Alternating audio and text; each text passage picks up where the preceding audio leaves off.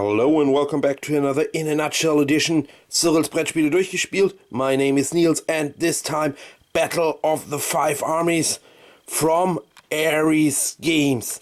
Yeah, after the great success of the War of the Ring episode and of the game itself, we take a closer look at the Battle of Five Armies. So again, let's start with the components, and again in this game there's tons of components in it.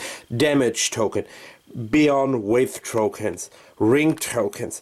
These are recruitment tokens here from the men or dwarves, from the elves. So then you have this one here is leadership for the free people tokens.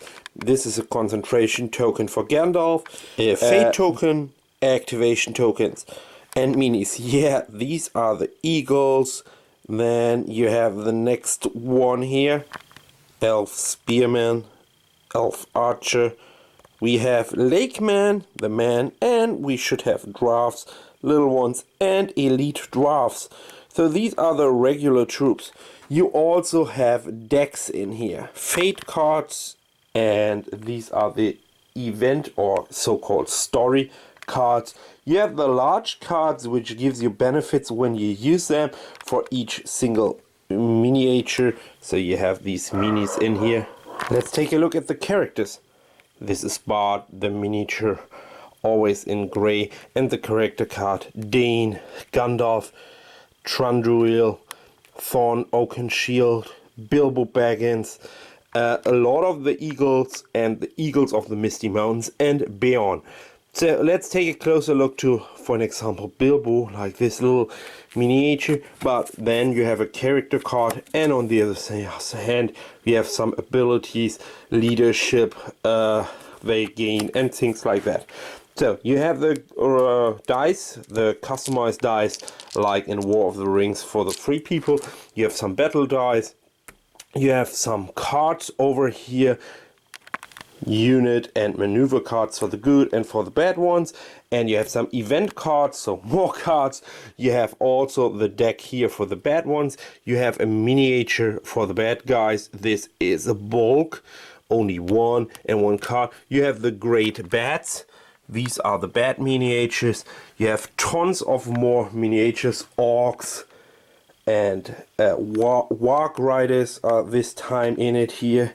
So you also have these tokens here. These are tokens when you take over a territory to mark that down. These are the leadership tokens. Here are recruitment tokens for the bad ones. The dice. Again, tons of these miniatures here, and then you have these tokens here over there. They are fate tokens. This one is measuring range. In the game there is range when, for an example, Gandalf is making a spell, or when you have a ranged attack with bows. You go from here and measure if it's in range or not. And these are gate tokens. You put it between here and close these mountain passes, and when you have reached the limit of 5 armies in here, you open that, then you move in here, and then you can move in here. Same over here, so you unlock these arrows. That's what in the box. And again, like I did last time, I rearranged the table, put up the setting for the game, and then talk about the game. The game of the Battle of Five Armies is divided into rounds. What an innovation. And all these rounds are divided into phases. So the first one is recovery, where you get all your dice back. Usually the bad guy is starting with 6. He can reach up to 7. And the good one was 5 plus 1 is 6. So then the good guy makes his general activations. He has generals, not generals. So he has the Bard, the Dane, Thranduil or Gandalf, and he could put activation tokens, these tokens on it, like this, this and that. Boom. So now these 3 are activated. For each single activation he can bring out leadership tokens to existing armies, but it must be different armies. So as you can see, and all these give you bonus special abilities. Oh, most of them here when it's activated. Here, blah blah blah. So these give you some special abilities. However, each single time you activate a general, the bad player in the next round, or the evil player, has to decide to take these fate tokens. He must take one at least. The same as the free people, they must choose one general. However, when you take this fate tile, you must take the output. It's only it's only one. This is a 2. Okay, nothing really serious happened, but you wanted to have another 2, blah blah blah. Here, this one with a symbol as a free people, because this means 2 on the fate track, and this is the fate track here, and draw one of these cards, and these cards are really important. So let's for a couple of seconds imagine I draw this one here. First of all, you take the 2 and move the 2 on this fate track. You see, you would hit, in this case, Bilbo, and now Bilbo is unlocked for the free people and they can use Bilbo.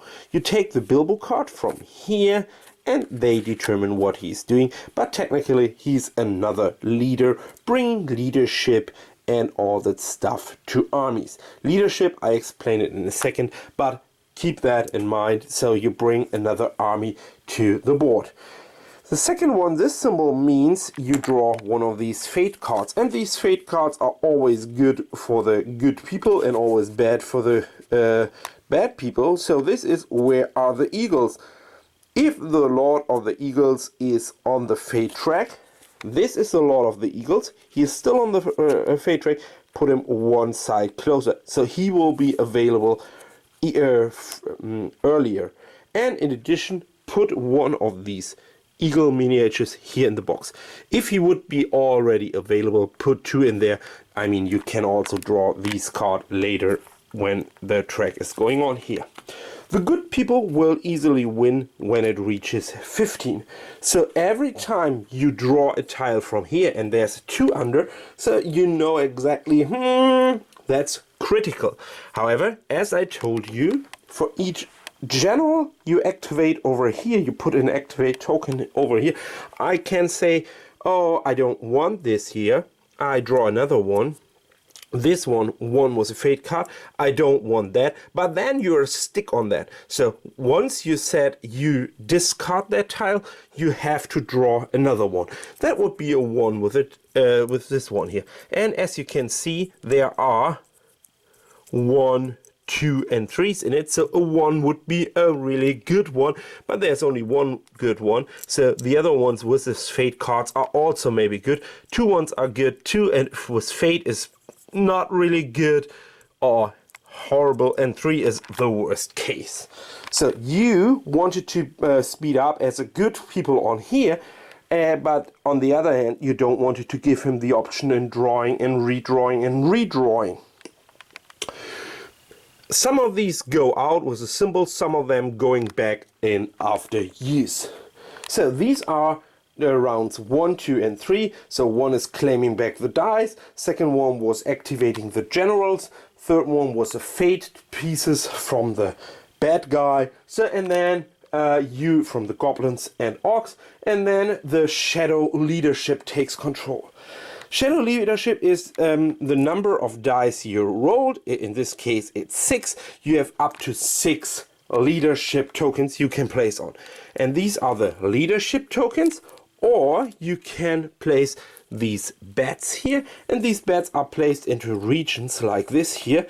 So then they are here in the whole region and have an effect on this whole region or in this region, and they are affecting movement or combat.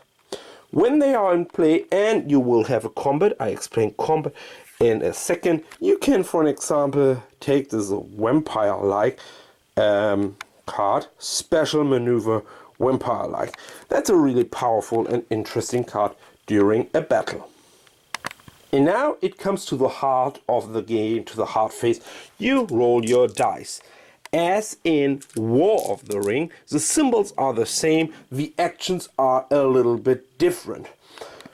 This game is, and I'm a little bit ahead of what I wanted to say right now. I wanted to bring that in the conclusion, but I will do that right now. So this game is the reduction of War of the Ring. War of the Ring is a full story, a whole story. This is just by a timer here, with a timer in, a full battle of the game, War of the Ring. So you reduce the War of the Ring game with a whole story and the large board to a smaller board and more a risk feeling, a real battle situation.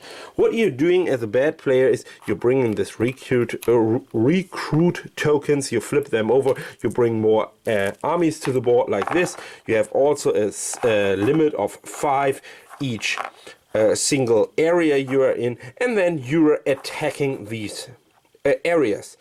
As a bad guy, you wanted to claim as much fortifications and victory point locations as you can. And the bad guy wins when he claims 10 victory points. Each of these areas, Ruins of Dale, Camp, Lower Slopes, and Fallen Bridges are worth 2 victory points, and Ravenhill, Front Gate, and Eastern Spur are worth 4 victory points. So whenever I claim with my bad armies, let's say like this here, I conquered this and claim that with my token here, bloop. Now it's my settlement here. I do the same down here. I right now have 4 victory points. So, and when I can arrange a situation where these taking over this one here, I have right now 8 victory points. Next battle will win the game. So what I wanted to try to achieve as a bad player is, as fast as I can, conquer these settlements and locations, and the good people, the free people, want to go through the story, and the story is not as strong as in War of the Ring, through the story and through the more characters to get more power and try to reach that point. It's a maximum of 15 rounds, obviously, with this one. There are 2 more pieces in it. They can be added through cards, but however, let's say there's a maximum of 15 rounds you can play the game. However, usually it's dramatically faster with the 2 and the 3s in it. So it's approximately 8 rounds of playing the game. So whenever it's time to roll the action dice, whatever the output of the action dice, you can claim the actions from the dice. For an example, the lidless eye here brings troops to these boxes. These boxes are so-called mountain paths. Whenever you reach a limit of 5 goblins in these boxes here, so you bring in troops with the lidless eyes here, you unlock this path, and next time you can move them, and you can move them and bring them here into play. So one of the ways to bring in more troops is this or this area. It took a little bit longer to break these bridges, but then it pops out 5 armies. The other way is for the free people and for orcs and goblins to bring in these recruitment tokens here with one action, and then with the other action flip it around and bring these troops here, which is secretly what it is. So you bring these tokens in like this, and it could be 2 troops, it could be 1 troop, or it could be a walk, whatever. Like in War of the Ring, you can always play cards with the same symbol, and you have a hand card size limit of 6. So with an army die, for an example, you can make a strategic movement, an attack, and combined attack. This is new when you're attacking from 2 adjacent. So let's say this army is here, and my 2 armies are here and here. So then I can attack this one here from this and that. These are bats, they are not part of the attacking. So both of these armies can attack these troops.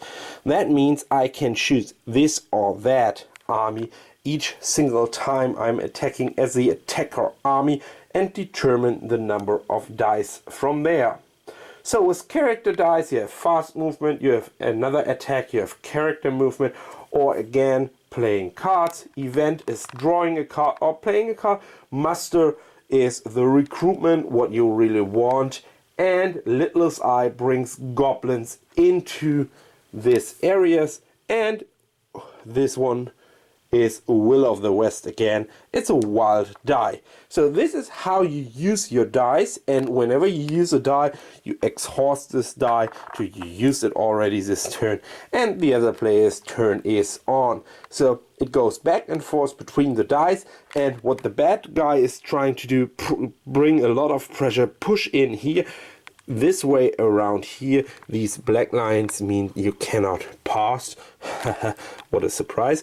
And you push in here, you have this riverbanks here where you have to take a look. You always have this fortification things. But whenever it comes to a battle, it's usually you roll your battle dice here. And a 5 and a 6 is usually a success. Sometimes it's only a 6 when you have the advantage of terrain, which could be here a riverbank, or it could be you're hiding in a fortification. Then the first round is usually only a 6 is a hit, and the other ones are misses. You have leader rerolls from all your leader tokens, so this would be 4 damages. When you determine damage, it's a little bit different than in a War of the Ring. You take these damage tokens and put them to the armies, and whenever these damage tokens exceeded the number of armies in there, in this case it's 6 damage tokens and 5 figures in the army, you have to reduce damage tokens down to a number where the damage token doesn't exceed the number of troops in there, and 2 damage token kills 1 people. That's it. So average of what you're doing. A max of 5 dice is always rolled by each army. Even if you combine armies together, you only get the dice from one army you choose as the attacker army. However, the other army is a support, so in the next round the other army could attack, so you give a lot of pressure under this. That's how the game works, and again how you can win with either the fate track or conquering the settlements. But again, like always in a nutshell, let's go back to the core of the game, to the nutshell of this game. This game is War of the Rings, again over here my box, War of the Rings reduced to battles.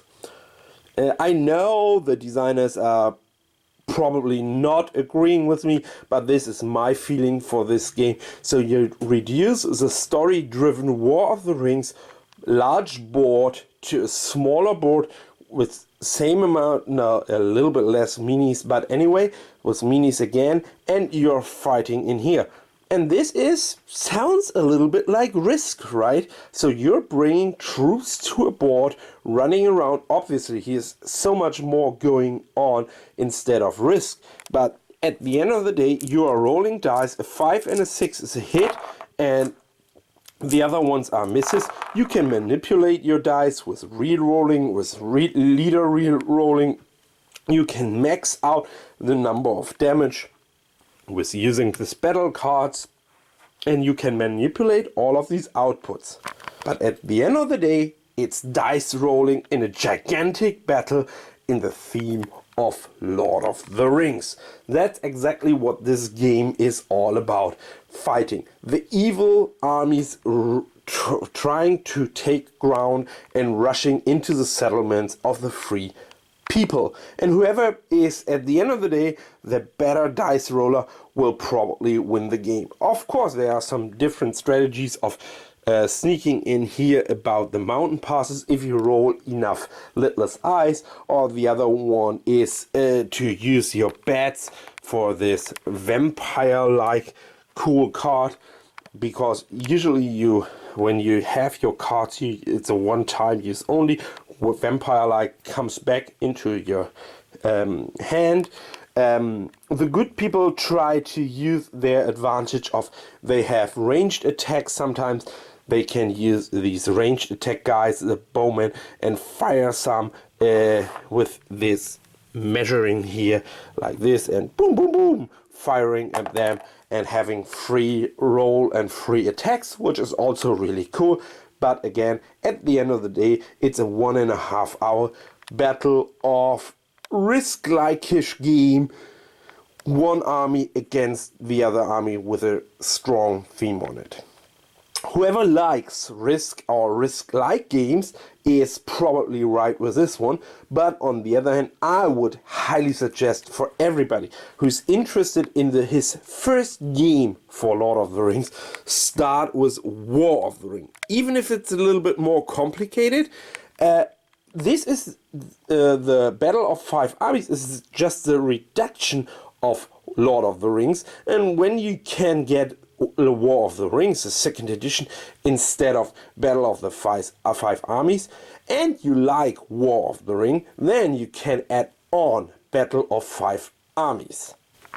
Like always in a nutshell edition, I wanted to add you a little bit more of my personal experiences with the game. And this is really interesting for me because I'm not playing usually a lot of games with a movie theme on it, but this is obviously the movie of The Hobbit, and Lord of the Rings is a role model for these games. So whenever you're a huge fan of Lord of the Rings, you probably like this game and want to try it out.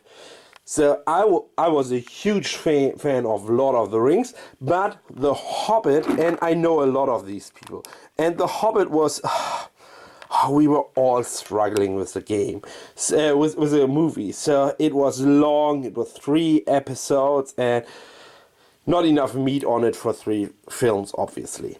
So for me, my personal opinion on that. And this is exactly with the games. So the hype from War of the Ring and from Lord of the Rings is built in this game. So whoever is speaking of War of the Rings is speaking highly about Lord of the Rings, and whoever is speaking of Battle of Five Armies is speaking about The Hobbit. And the movie The Hobbit wasn't such a success like Lord of the Rings.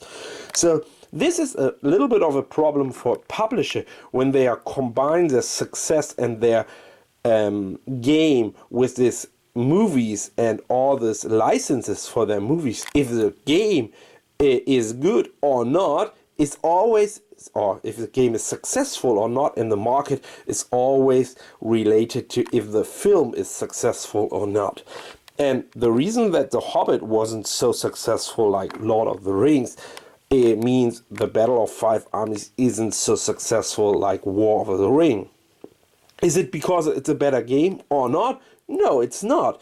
War of the Rings is a full brighter game, and Battle of Five Armies is just a reduction to the battle, which is fine, which is good for people who like it. So pick whatever you like, is my final conclusion. If you like battles, if you like in your face without all this theme and story around, pick the Battle of Five Armies.